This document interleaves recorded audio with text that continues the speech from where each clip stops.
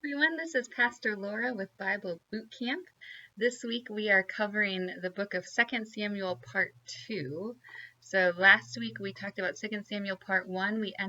So 2 Samuel is all about David, and last week we ended with the question, is David working for God, or is he starting to think more about his own glory?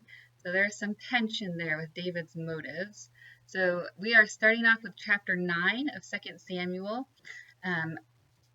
Again, we're continuing with David's story. 2 Samuel is all about David. So chapter 9 kicks off with David talking about his covenant with Jonathan. Jonathan was Saul's son, David's best friend.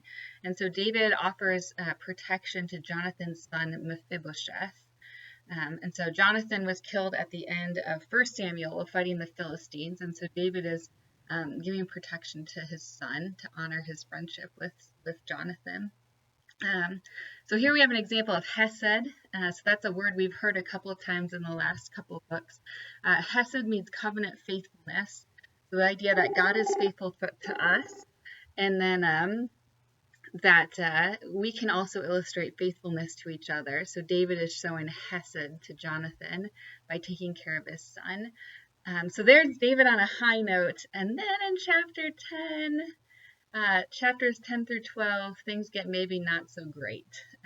David's sort of big mistake comes up, his major sin.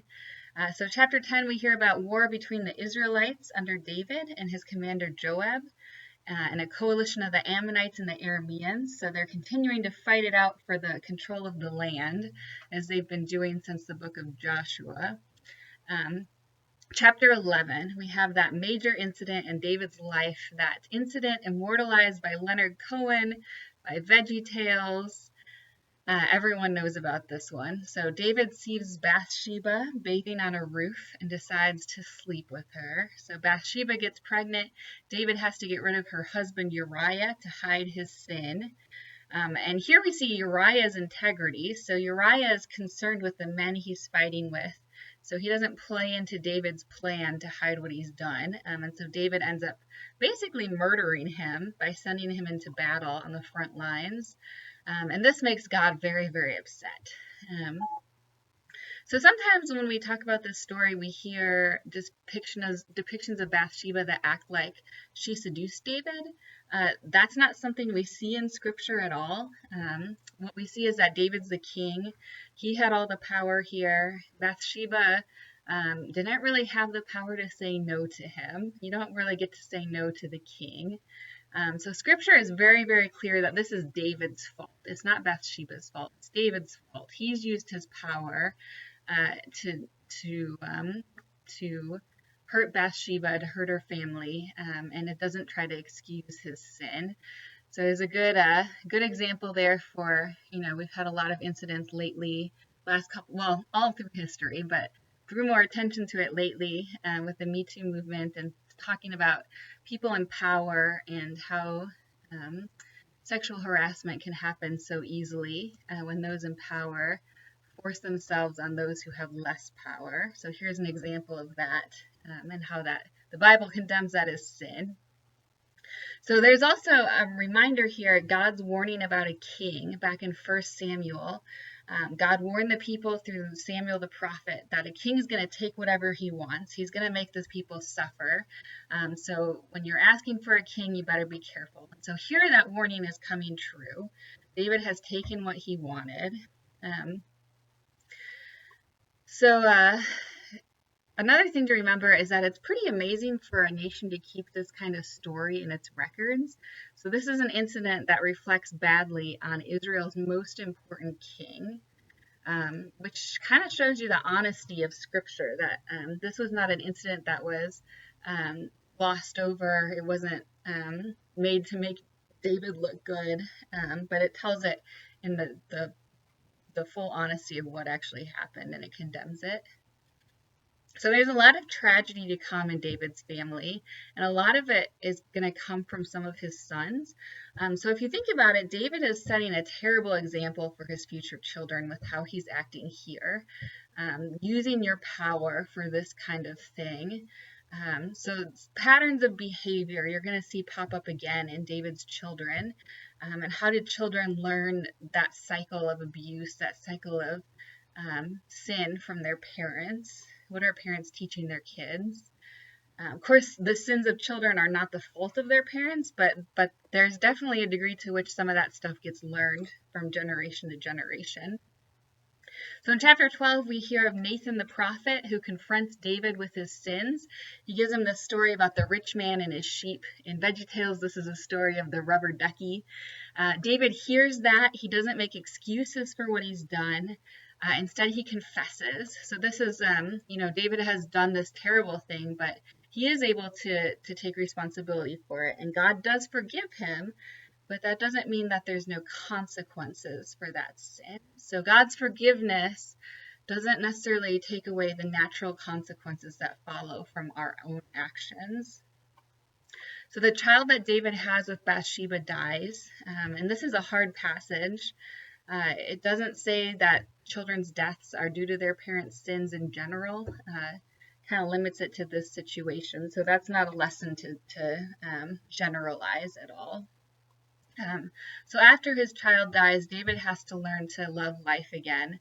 So he and Bathsheba have a child. They name him Solomon, which is related to the word for shalom or wholeness. So after this tragedy, after David's sin, there's this time of restoration and remembering how to live.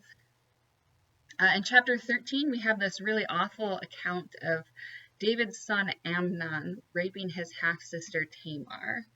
So we talked about how David was not being the best example for his kids. Here we have that cycle of violence and abuse repeating itself. So this is, again, not so different from a lot of women's experiences, even in modern times. And this is, again, another start to some awful events in David's family. So David just decided to take Bathsheba because he wanted her and had the power to do so. And Amnon does the same thing here. And here David does not act well. David doesn't punish Amnon. He's angry, but he doesn't do anything. And that turns out to not be enough. You got to do something when you see wrong like this. So Tamar shows a lot of courage. She speaks up. She demands respect. She goes public with what happened. She wears ashes. She weeps. She's protesting, like, this should not have happened to me. But Tamar's father and her brother Absalom pretty much refuse to act on her behalf.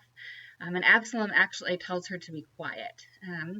And Scripture does not uphold that as an example of how to act. This is not the right response here. And that's pretty obvious. This makes Tamar desolate.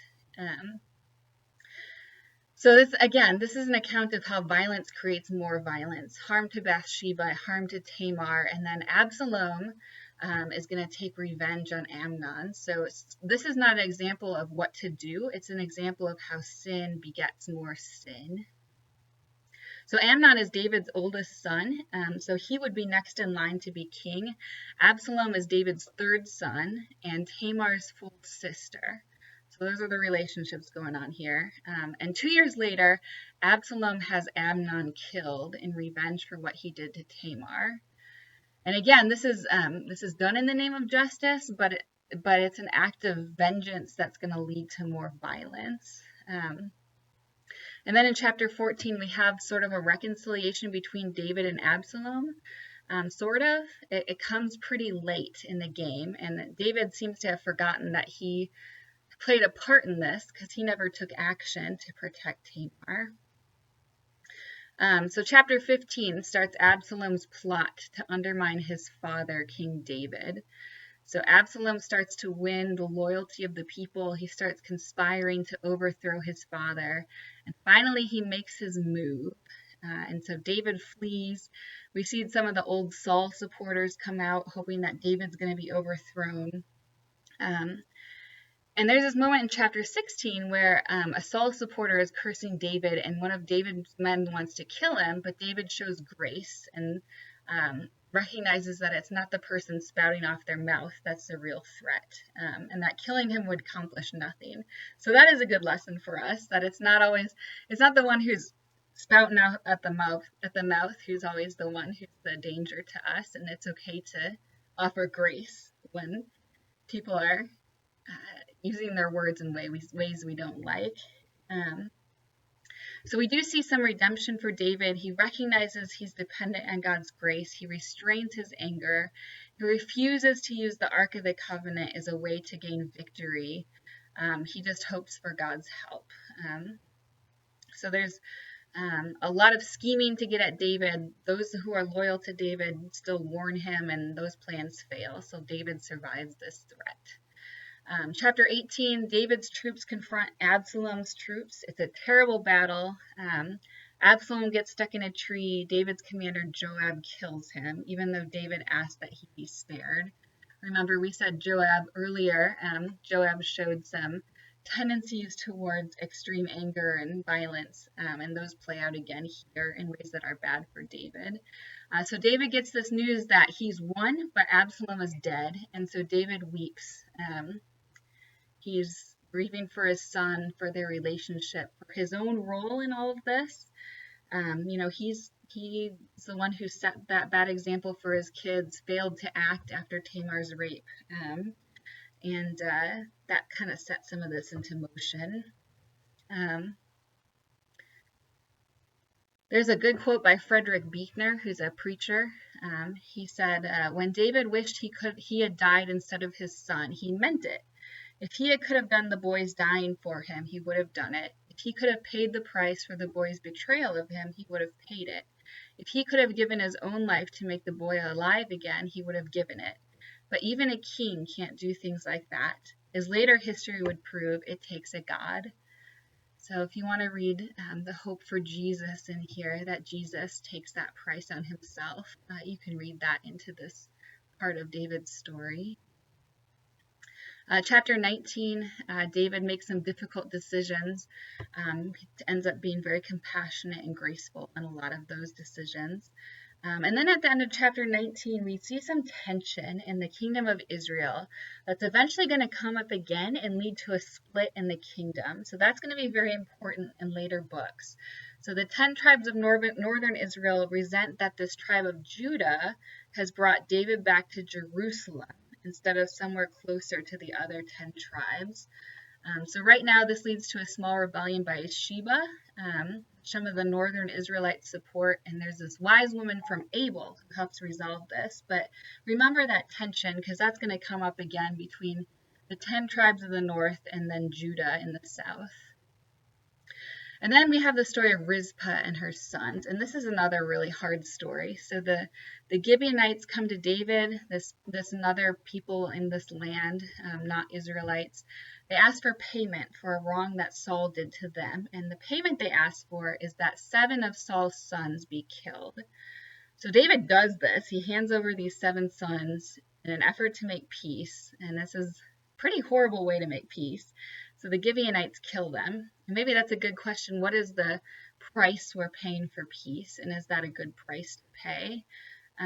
So Rizpah is Saul's concubine. We met her earlier in the book. And Rizpah sits and protects these bodies. 2 of these are her sons. So she sits as a witness and a protest to the wrong that's been done. That's another theme in this book. We have Tamar and Rizpah, both women who offer protest, public witness to injustice. And they're a good example for us that those actions have meaning and purpose and can create change. So Rizpah offers her protest to this wrongdoing. She sits by these bodies until David takes notice and buries those men instead of just leaving them in the fields. And you notice that God is not really in this part. David never consulted God about this. God never approved of those actions. And it's Rizpah who's faithful and right in this incident, not David and not the Gibeonites. Chapter 22, we have a psalm written by David. In chapter 23, we have David's final words before he dies. And then chapter 24 is one final story about a census and a prophet named Gad, who shares God's displeasure with this census. And so the book ends with kind of this this ending is kind of sums up the theme of this whole book. So the book ends with David offering worship to God and God giving God's mercy. So this has been a book about people messing up in some truly awful ways, but then there's been opportunities for redemption, for coming back to God, and God offering God's mercy in the midst of that. So that is the end of 2 Samuel.